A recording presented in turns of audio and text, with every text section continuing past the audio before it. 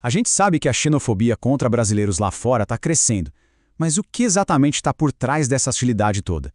Olha, hoje a gente vai fundo nisso.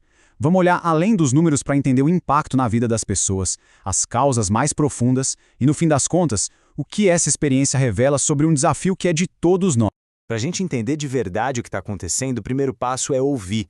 Vamos dar uma olhada no rosto da xenofobia, através das histórias de quem sentiu esse peso na pele.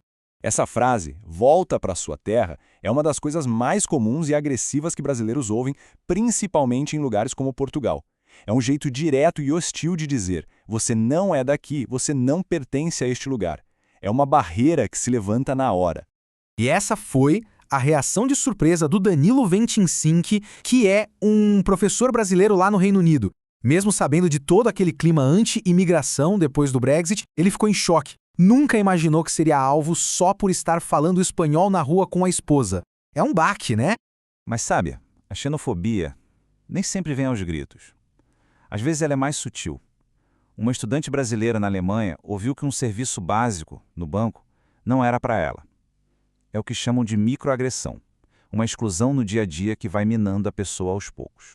Pois é, essas histórias são bem pesadas. Mas o que mais assusta é que elas não são casos isolados. Na verdade, são só a pontinha de um iceberg. Fazem parte de uma tendência que está crescendo e que os dados comprovam em toda a Europa. Exatamente. O que antes era uma sensação, um desabafo aqui e ali, agora virou estatística. Os números oficiais estão aí para mostrar. O problema está aumentando e de forma bem rápida.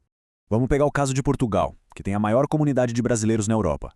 Em apenas 3 anos, as queixas de xenofobia contra brasileiros pularam 142%.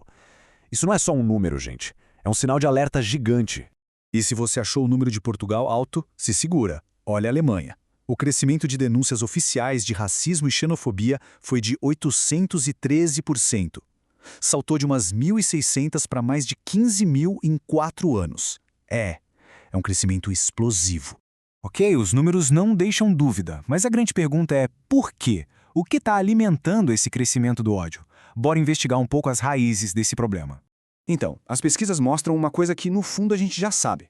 A base de quase todo o preconceito é a ignorância e a falta de compreensão sobre outras culturas. Num estudo, quase 2/3 das pessoas apontaram para essas duas causas. E essa ignorância é um prato cheio, né? Quando você tem partidos de extrema-direita, como o AfD na Alemanha ou o Chega em Portugal, martelando um discurso anti-imigração, a coisa piora. Aí você junta isso com crise econômica, crise de moradia, uma herança colonial mal resolvida e pronto. O imigrante vira o bode expiatório perfeito para tudo de ruim que acontece.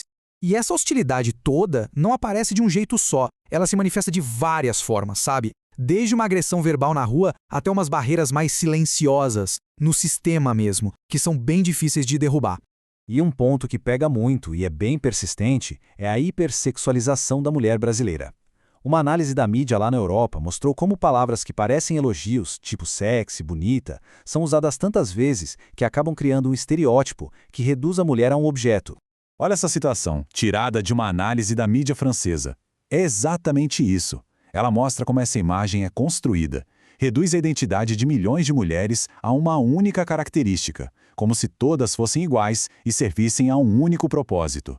É muito problemático. E não é só sobre estereótipos. Muitos brasileiros encaram obstáculos bem concretos no dia a dia. É a dificuldade para alugar um imóvel, é a desvalorização no ambiente de trabalho, barreiras na saúde e até preconceito com a língua, com o sotaque. São barreiras diárias. Agora, para a gente entender esse fenômeno de verdade, a gente precisa fazer algo um pouco desconfortável. Olhar no espelho. Ver como a xenofobia também acontece aqui, dentro do Brasil. A experiência pode ser bem parecida, viu? Pensa na história da Cleusa, uma tradutora brasileira que foi para a Alemanha. Lá, os colegas de trabalho simplesmente fingiam que não a entendiam, sabe? Usavam a língua como uma ferramenta para isolar e diminuir ela. Agora escuta só essa outra história. Um professor imigrante, mas dessa vez aqui no Brasil. Pediram para ele fazer fono para apagar o sotaque. É a mesma situação, a mesma dor, a mesma arma, só muda o endereço. Chocante, né? E esse paralelo é muito poderoso. Ele mostra que o medo do outro não tem fronteiras, não tem passaporte. A xenofobia não é um problema deles lá na Europa. É um desafio nosso, um desafio humano que aparece em toda a sociedade, inclusive na brasileira.